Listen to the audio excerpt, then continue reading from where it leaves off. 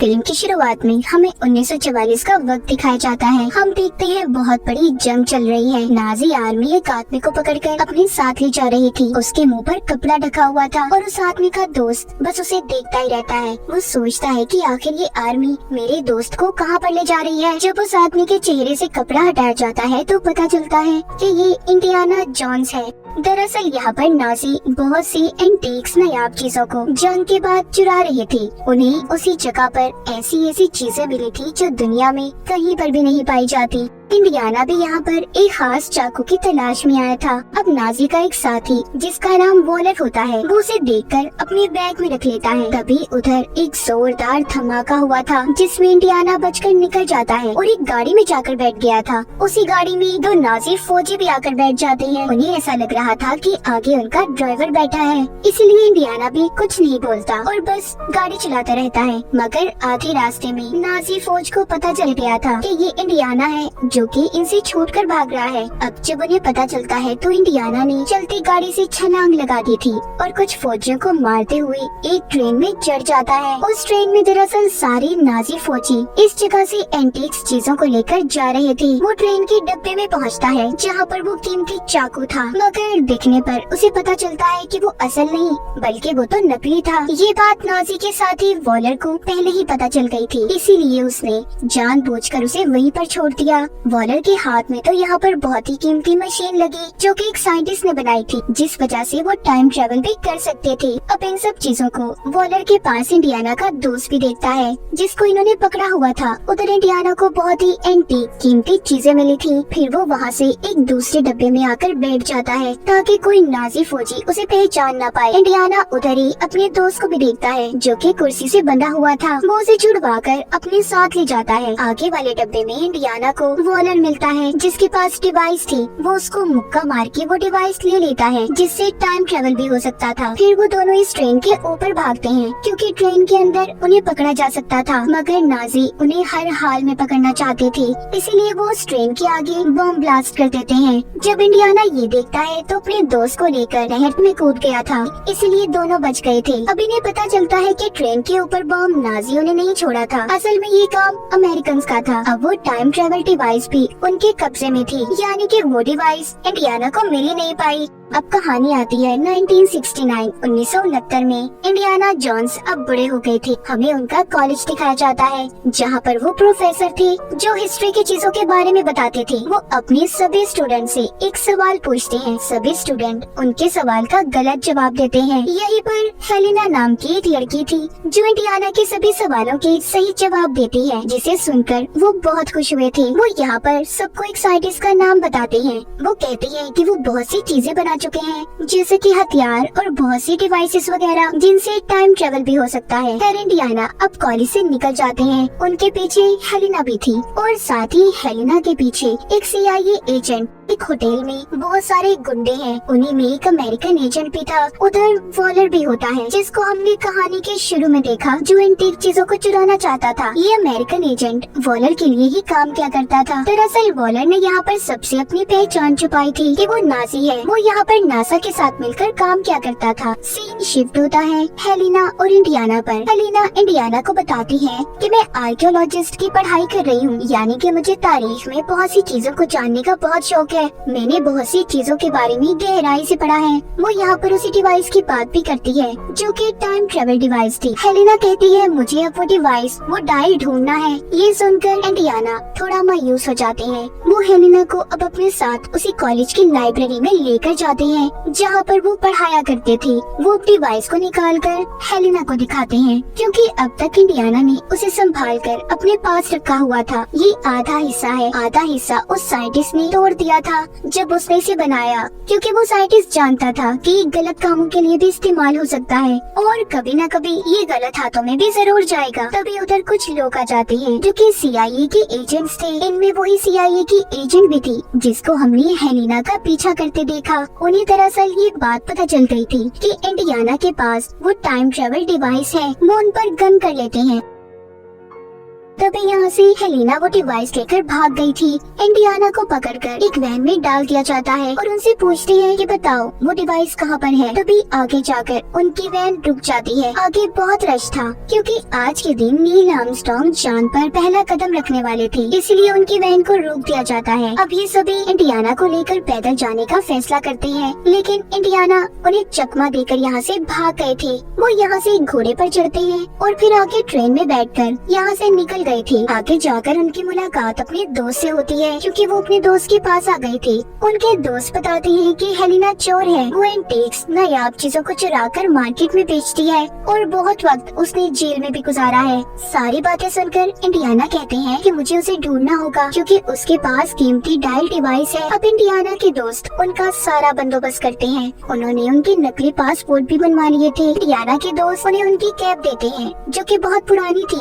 वो बताते हैं कि तुम्हारे साथ किया गया हर एडवेंचर मुझे याद है। अगले दिन इंडियाना जब उसे ढूंढते हुए एक होटल में पहुंचते हैं तो हेलिना उस डायल की नीलामी कर रही थी। वो जब उसे रोकने के लिए आगे बढ़ते हैं तो उधर ही हेलिना का एक असिस्टेंट उन्हें रोक लेता है जो कि उसका दोस्त भी था। वो हाथ झटकते हुए आगे बढ़ते हैं। वहीं पर इंडियाना वॉलर को भी देखते हैं। उन्होंने उसे पहचान लिया था कि वो नाजी है क्योंकि उन्हें सब कुछ याद था। वो उसे देखकर बोलते हैं हेलिना तुम इस डायल की नीलामी नहीं कर सकती। तभी यहाँ पर लड़ाई हो जाती है। उस डिवाइस के सभी पीछे थे। आखिर में वो डिवाइस अब हेलिना के हाथ में आती है। वो उसे अपने असिस्टेंट की तरफ फेंकती है। तभी उसके हाथ से वॉलर उस डिवाइस को छीनकर ले जाता है। हेलिना और इंडियाना दोनों भागते हुए बाहर आते हैं, मगर तब तक वॉलर वहाँ से जा चुका था। इंडियाना एक ऑटो रिक्शा लेकर उनका पीछा करते हैं, मगर वो लोग जा चुके थे। वॉलर दिखाया जाता है जिसको CIA एजेंट बोल रही थी कि तुम जानते हो तुम्हारी वजह से न जाने कितने मासूम लोगों की जान चली गई। यानी कि इंडियाना के पीछे जो CIA के एजेंट पड़े थे वो सभी वॉलर से मिले हुए थे। वॉलर उस एजेंट को मार देता है और ये कहता है कि मैं नाजी हूँ, नाजी था और नाजी ही रहूंगा। यानी कि अब तक वो अपनी असली पहचान छुपाकर यहाँ पर जिंदगी गुजार रहा था। उधर दूसरी तरफ इंडियाना अपने दोस्त के पास जाते हैं जिसके पास शिप था जो कि एक सेलर होता है। वो उसे कहते हैं कि देखो मुझे समंदर के अंदर जाना है, इसके लिए मुझे तुम्हारी मदद की जरूरत है। उनके साथ हेलिना और उसका असिस्टेंट भी थे। हेलिना तभी बातों के दौरान इंडियाना से पूछती है कि अगर आपको टाइम में पीछे जाने का मौका मिले तो सबसे पहले आप क्या करेंगे। वो कहते हैं अगर मुझे मौका मिला तो सबसे पहले मैं अपने बेटे को बचाऊंगा जो एक हादसे में मर गया था। ये बात कहकर वो उदास होकर वहाँ से चले जाते हैं। अब अगले दिन ये समंदर में अपना सफर शुरू करते हैं। उन्हें नाजी की शिप को ढूंढना था जो कि समंदर में डूबकर तबाह हो गया था। वहाँ पर बहुत से ढांचे भी पड़े थे जो उन लोगों के थे जो शिप में डूबकर मर गए थे। तभी वहाँ पर इनके पास एक व्हेल मछली आती है। इंडियाना उसे वहाँ से भगाते हैं। उन्हें उस शिप में एक बक्सा मिला था जिसे वो लेकर ऊपर आने लगते हैं। ऊपर इंडियाना की शिप में वॉलर के आदमियों ने कब्जा कर लिया था। जैसे ही वो उस बक्से को लेकर ऊपर आते हैं तो वो लोग उस बक्से को ले लेते हैं। उसमें एक बड़ा पत्थर था जिस पर अजीब सा कुछ लिखा हुआ था। अभी उस पत्थर पर हेलिना को पढ़ने का कहते हैं क्योंकि वो आर्कियोलॉजिस्ट थी। यहाँ पर वो अपनी चाल खेलती है और सारी बातें उन्हें गलत बताकर एक बॉम्ब ब्लास्ट कर देती है। और अब इसी बात का फायदा उठाकर इंडियाना, हेलिना और उसका असिस्टेंट एक दूसरी कश्ती में चले जाते हैं। इंडियाना ने वो पत्थर भी साथ ले लिया था। जब वो ये देखते हैं कि वो पत्थर तो बहुत भारी है तभी वो उसमें आग लगा देते हैं। उन्हें लग रहा था कि शायद उसके अंदर कुछ तो जरूर होगा। जब वो उसे आग लगाते हैं तो उसमें से एक गोल्ड की शील्ड निकलती है जिस पर दरअसल ये लिखा था कि दूसरी डायल का हिस्सा कहाँ पर है। उन्हें एक जगह के बारे में भी पता चलता है जहाँ पर वो साइंटिस्ट दफन था जिसने टाइम मशीन को बनाया था और दूसरा हिस्सा उन्हें वहीं पर मिलना था।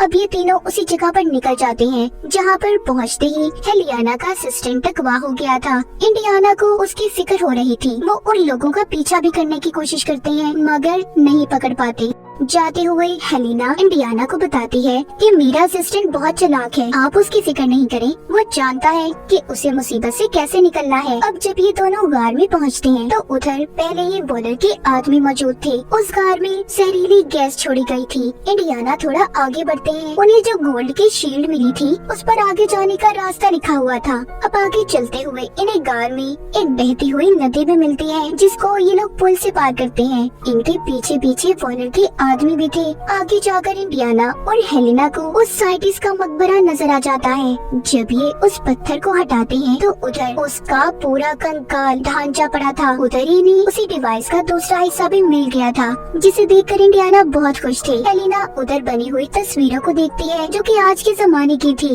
वहाँ पर एरोप्लेन और घड़ी की तस्वीरें बनी हुई थी, जिसे देखकर वो काफी हैरान होती है, क्योंकि वो ये सोच रही थी कि उस जमाने में भला इन चीजों के बारे में किसी को कैसे पता होगा। वो उसी साइंटिस्ट के ढांचे पर बंधी हुई घड़ी भी देखती है जो कि आने वाले जमाने की थी। वो देखकर बोलती है कि ये बात तो काफी हैरान है, जो घड़ी इन्होंने बांधी हुई है ये टेक्नोलॉजी तो अभी तक आई भी नहीं। दरअसल यहाँ पर हेलेना को बात समझ आती है कि साइंटिस्ट वक्त से छेड़छाड़ कर रहे हैं, टाइम ट्रेवल को जानते हैं। तभी इंडियाना भी ये सुनकर कहती है कि ये सारी बातें सच हैं। तभी उधर वॉलर आ जाता है जो कहता है कि साइंटिस्ट कभी भी गलत नहीं था, टाइम ट्रेवल हो सकता है। अब वो उस डिवाइस का दूसरा हिस्सा इनसे ले लेता है और साथ ही जो साइंटिस्ट ने हाथ पर घड़ी बांधी हुई थी उसको डिवाइस पर रखता है तो वो चलने लगी थी। यहाँ पर हेलेना का असिस्टेंट भी आ जाता है जो वॉलर पर हमला करता है। तभी उधर गोलियां चलना शुरू हो गई थी, इसी उसमें इंडियाना भी जख्मी हो गए थे। वो हेलेना से कहती है देखो तुम जाओ, तुम्हारी जान को खतरा हो सकता है। अब हेलेना और असिस्टेंट यहाँ से निकल जाते हैं। वॉलर और उसके आदमी इंडियाना को लेकर अपने साथ चले गए थे।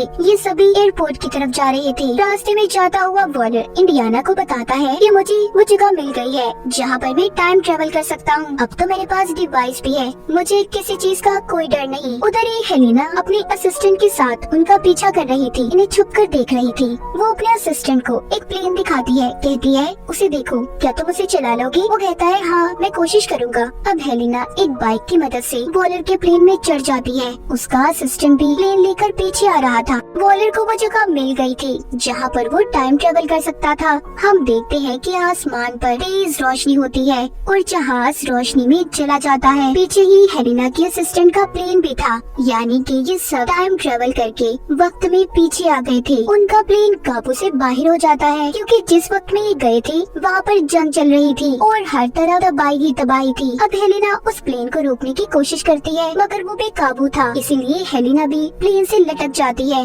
इंडियाना आकर उसे बचाते हैं मगर तभी दोनों नीचे गिर गए थे। उनका पैराशूट खुल जाता है और दोनों बच जाते हैं। उधर ही हमें वो साइंटिस्ट भी दिखाए जाते हैं जिन्होंने टाइम ट्रेवल मशीन को बनाया था। वो अभी भी बैठे उसे पूरा ही कर रहे थे, यानी कि ये वक्त तो पीछे का था। उस वक्त टाइम ट्रेवल मशीन बनी ही नहीं थी। वो अब उस प्लेन को भी गिरता हुआ देखते हैं जिसमें वॉलर था। वो प्लेन पूरी तरह गिरकर तबाह हो गया था। यहाँ पर साइंटिस्ट आकर वॉलर के हाथ से घड़ी को उतार लेते हैं जो कि उन्होंने उनकी बांधी हुई थी, यानी कि प्रेजेंट में जो हमने देखा उनके ढांचे के हाथ पर। अब यहीं पर इंडियाना हेलेना को बताते हैं ये सारा प्लान साइंटिस्ट का था। उन्होंने अपने डायल को ऐसे सेट किया था कि अगर आने वाले कल में कोई उस डायल को इस्तेमाल करे तो वो उसी जगह पर पहुंच जाए जहाँ पर वो रहा करते थे। और देखो वैसा ही हुआ है। मैं यहीं पर अब हमेशा के लिए रहना चाहता हूँ। मेरी जितनी भी जिंदगी बची है मैं बस यहीं पर रहकर गुजारना चाहता हूँ। तभी वो साइंटिस्ट उनके पास आते हैं और इंडियाना को घड़ी और वो डायल टाइम ट्रेवल मशीन देते हैं। कहते हैं कि इसे तुम अपने वक्त में साथ ले जाओ। इंडियाना कहते हैं नहीं, मैं अब यहाँ से कहीं नहीं जाना चाहता। तभी हेलेना कहती है आप यहाँ पर टाइम ट्रेवल करके आए हैं, अगर आप यहीं पर रहे तो हमारे लिए मसले खड़े हो सकते हैं, इसीलिए आपको मेरे साथ चलना ही होगा। तभी वो उनके मुंह पर एक जोरदार मुक्का मारती है जिससे इंडियाना बेहोश हो जाते हैं। जब उन्हें होश आता है तो वो अपनी दुनिया में थी, यानी कि अपने वक्त में प्रेजेंट। उनके मौजूदा दौर में वही घड़ी और टाइम ट्रेवल मशीन उनके पास पड़ी थी जिससे ये अभी 2000 साल पीछे गए थे। उधर हेलेना आती है और बोलती है कि मैं जानती हूँ आप अकेले हैं। तभी वहाँ पर वो उनकी वाइफ को बुलाती है जो पहले उन्हें छोड़कर चली गई थी। ये सभी बहुत खुश थी और इसी के साथ ही इस फिल्म की कहानी भी यहीं पर खत्म हो जाती है।